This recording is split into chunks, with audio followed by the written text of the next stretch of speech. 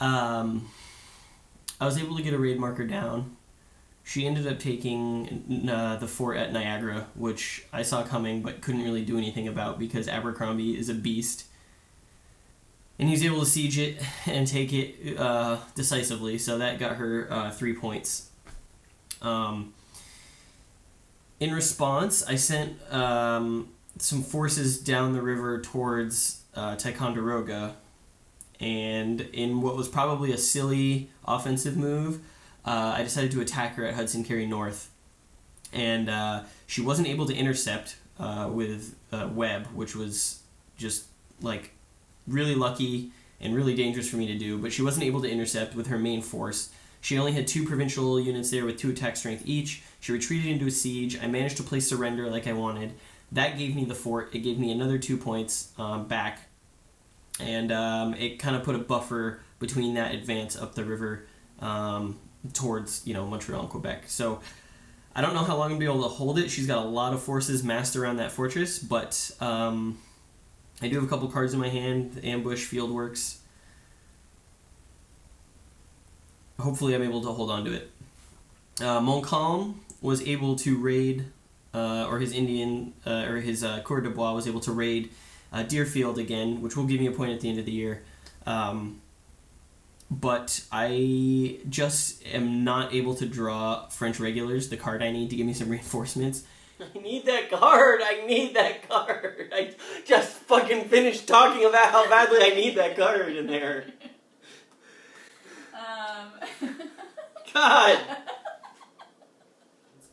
And so I'm kind of stuck in a holding pattern. I can really only raid, I can really only try and maybe bluff, construct some defenses, but I can't afford to attack and lose my high strength units. So I'm kind of...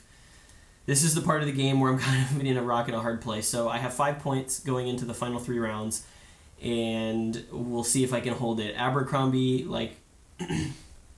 really scares me. He's in supply. I'm going to maybe try and move and cut off that supply by fighting and taking control of one of those stockades in his supply route so he can't siege. So he's forced to turn around and come back and deal with me. So if I can hit his supply lines, he will not be able to wreak havoc in Lake Ontario, but it's going to be risky. I don't quite have the strength to do it or the leaders that are really in good position to do it, so I'm going to have to pick my spots. So that's where I am now. And yeah, exciting times. So that last bit went okay. Abercrombie took Niagara, which is awesome. Got me a bunch of points there, which I sorely needed. But then he turned around and captured one of mine using the surrender card, which I hate when I don't have it. So that actually reversed the point track a bit back into his favor. So he's still very much ahead. Even though I've wiped out all of his Indian units and I've tried to take control of the board. So it feels like I'm winning, but then I look at the score track and I'm not. So we'll see what happens. But for now, I have a few cards to use. What's interesting is that I drew all of these Indian Alliance cards again. So this is pretty crazy because he had to reshuffle the deck after playing that surrender card. And so all these cards that we had already used got put back into the deck and we could draw them again. And so he hasn't had the Northern Indians on his side the entire game, which is kind of a random thing, but good for me. So I'll probably just end up using these for ops, maybe to build some forts or stockades or something so that I'm still in supply. Because one of the things I forgot is that when you're besieging a fort, you have to be in supply to do it. So so many things to remember. It's like a slow build, this game. So I have Niagara, so that's in a good spot. Loudon, I'm not quite sure how you say his name. I'm going to have him, I think, go after Ohio Forks, because that gets me another victory point on top of victory points if I take it. So that can be really good for me. But he is also 3 points to activate. So I have a couple cards that could do it. I do have a campaign card, which is really useful, because I could activate him and then another one. One other thing I was thinking about doing is activating a new leader that I got last turn. And he can naval move, and I might have him move up to Louisburg, so we can maybe go after that one, or move in to put me in position to take that with the right card. Because I have to have an amphibious landing card to make that happen. But it might be nice to just go ahead and build up my forces there. I also have another one of these, which could be useful for me to get another leader. And then one of my favorite cards in the game actually is this Governor Valdriel. I'm screwing up his name. We'll call him Mr. V. He interferes, and you're reading the text right now. It's pretty funny. So the French commanders get all confused and they like move spaces. But what's important to remember is that when you're playing this card, like the units don't actually move. It just moves the leaders. So I would think that they would like need their troops, but it's just leaders. So this isn't as useful as I thought it was. I guess it's nice that I can kind of see what he's doing and maybe thwart his plans a little, like make him use a different ops card to activate another leader. But most of his leaders don't take that many points to activate, unlike mine.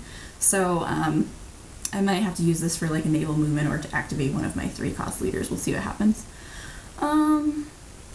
See, I told you about the Indian Alliance cards. I have another 3 ops card. I'm really glad he doesn't have this one. So it's good that I have it because I can use it. I also have these provincial assembly cards, which we've been kind of going back and forth with, but so this is a good one for him to not have, because that would hurt me, because then I would like lose units. But then this one lets me raise them, but right now I'm not enthusiastic, and so I think I'm actually at my limit for the number of units that I have. So I can restore all of them in one department to full, so I'll probably do that at some point if I don't use them for the ops, if I don't use this card for the ops. So some options. It's not a terrible hand. I have had a hand before where I had my my leaders that cost 3 to activate, and my hand was only like 1s and 2s, and none of them were my events. So that can be really frustrating, but definitely have some options here, and having a campaign card is always helpful because I can move 2 guys in 1 turn. So we'll see how it goes. Okay, bye.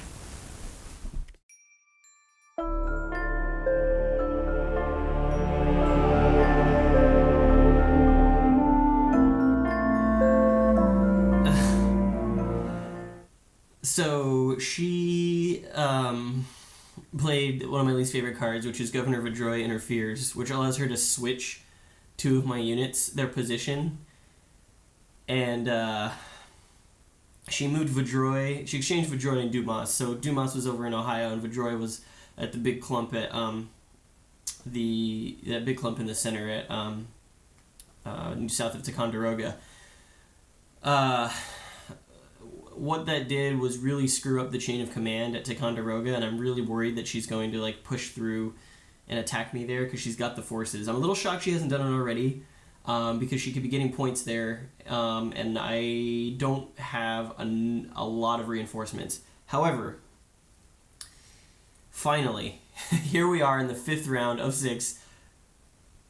Finally got some French regulars, so I'm going to bring them in immediately.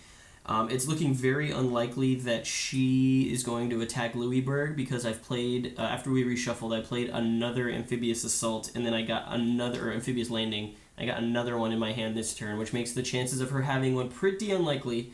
So I'm thinking of redirecting the forces I have in Quebec that were hanging back in case she did an assault on Louisburg, and committing them fully to the front and trying to grab Oneida Carey South away from her, so that I can get the points to at least pad me to the lead. Not sure if I'm going to do that this round or next round. I think I might do it next round just as a surprise, but I also don't want her to get momentum by pushing me back, so I got to kind of play it smart. Other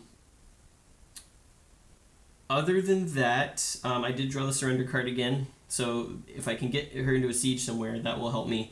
I was able to push back the British colonial politics track to reluctant, which made her eliminated a bunch of her provincial units, her green units, both in the south and the north, which really helped out. Especially, I think she was probably going to attack me at Hudson Carry North if I hadn't eliminated those provincials up there with that card, so that was pretty big. I made a daring attack with Dumas against Abercrombie, whose supply line is unprotected, but very hard for me to get to because I have very few full-strength troops over in that part of the map. But in order to slow him down, I attacked him, I moved to attack him. She intercepted me. I won the battle, which was very risky because if I had lost, I would have had all my units eliminated there because they didn't have anywhere to retreat that was friendly and fortified. So the fact that I won is huge. I ambushed her, which allowed me to attack first at double strength, and that ultimately is what allowed me to win that battle. It weakened her. It weakened Abercrombie's troops a little bit, but he's still. I'm in a really bad position. She's got forces north, which has cut off supply for Duma, which is now Vidroy because she exchanged them. Cut off supply to the fort at Ohio Forks. If she takes that and we get to the end of 1758 or 1757 or 17, whatever the last round is, we get to the end of the game and she is in control of both Niagara and Ohio Forks, she is going to win.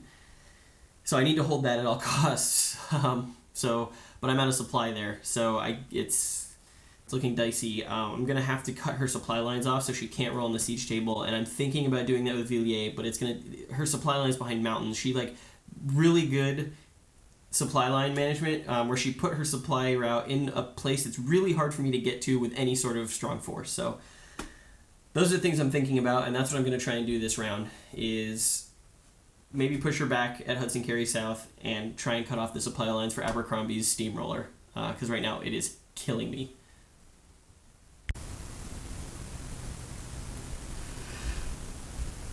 Okay, so again, made a little bit of progress. It's like one step forward, one step back kind of thing. He still has 5 VPs. And it's really frustrating because, like I said, I feel like I'm getting a really good foothold on the game, but then it's not really adding up to that many points. So getting a little bit frustrated because we're coming down to the wire here. But I guess I'll start by showing you my 3 ops cards that I have, since those are really the most important for the British player usually. Since I have Loudon and I'm trying to move him down into Ohio Forks, which I think I can do. I do have, but my 3 ops cards, some of them are really important. I might actually have to use them for the event. So I have this troop transports and local enlistments card, which actually will really help Loudon because he was ambushed last turn. And then I had to take 3 step losses, so this will actually really help if I can restore him to full strength before I go down there again, because something tells me he might have an ambush card in his hand again, and that would be really sucky because then I would have to actually eliminate those troops, and I need them to capture that. The other thing that I did last turn was I got Bradstreet on the board, another one of my leaders. He's only 1 to activate, and he has a 1 battle rating, which is great because I can add 1 to my rolls. So I might actually come up the back way if I can, especially since he's only 1 to activate. I might as well do that. Another 3 ops card that I have that I actually don't really need is this one because it's not really useful, so I'll probably use that for ops. Or I could use that to eliminate the Indians that I have in that space to Ohio Forks, so that actually could be good for me. But I might actually need it for the ops, so we'll see. I also have these, it was the smallpox card, that was the one, yeah. I also have these 2 that I can get more troops and leaders, but again, I may need to use one of these for ops, because I actually have a lot of leaders on the board that I'm not even using in the very middle. I haven't really done much with them. They're mostly just there to protect that area of the board, so I have them there if I need them, but it's just so hard to take forts, and when you're not on supply you can't do that. You can't roll on the siege table, so I'm trying to focus all my efforts on some easy targets. No amphibious landing cards this turn, so I haven't really seen those. And I know he discarded 1 just last round, so it's not looking likely that I'll take Louisburg this game, but if I can win a big battle, take Ohio Forks, maybe I gotta do something else to get more points because he has 5 and I only need 1. Then maybe that can work. But if I do get to go after Ohio Forks this turn, I do have that, which is really useful. So that could be really handy. I also could add another leader and some light infantry at a fortress. So I might wait and take it and then build a fortress somewhere and then buff up my people over on that side of the board again. I also have this massacre card, which could come in really handy if he tries to take one of my stockades, which I think he might try to do to make me out of supply. So this actually could come in handy because I could get a VP for that too, if he has Indians with him, which this entire game he hasn't really had Indians with him, but maybe, we'll see. And this was really helpful last year. So I could actually play that again. The next time he raids, I can take that out of my hand. Or I could use these 1-ops to move Bradstreet, so we'll see what the better thing is. Oh, and my militias are actually, they both have 2 step losses right now, so this could help me restore them. And that would help me if he tries to come down and raid down there. So that's a good thing too. So options, I have options, pretty nimble hand, if you know what I mean. It's so rough that I have to have 3 ops cards to do anything with my like important leaders, but that makes a lot of sense, right? Some stuff about last turn, I actually used that card to switch 2 of his leaders. The reason I did that was because it's going to cost him 3 to activate the leader that's in Ohio Forks now instead of 1, so he can't move as easily.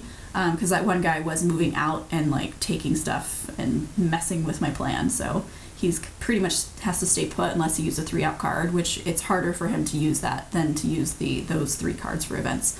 So that's that. That was good.